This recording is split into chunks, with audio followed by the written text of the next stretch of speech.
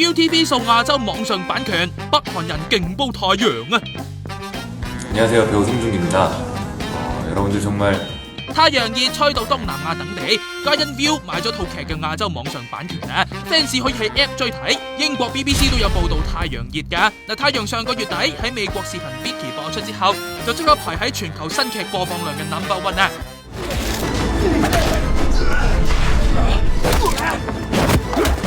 太陽第一集有講到北韓嘅氣氛，北韓人又點會唔報呢？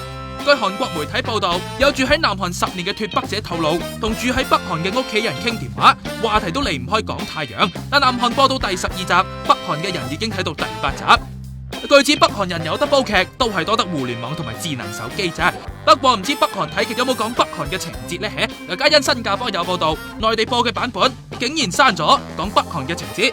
依家上翻內地愛奇藝網睇第一集，都唔見重機同埋北韓兵打鬥啊！上個禮拜嘅第13集，據指都有3分鐘北韓情節被刪，再被鬧爆。內地網民鬧還鬧，但係喺愛奇藝睇太陽點擊已經超過23億，超越雙賢套星星啊！嚟緊禮拜3、4播結局，肯定會再創新高啦！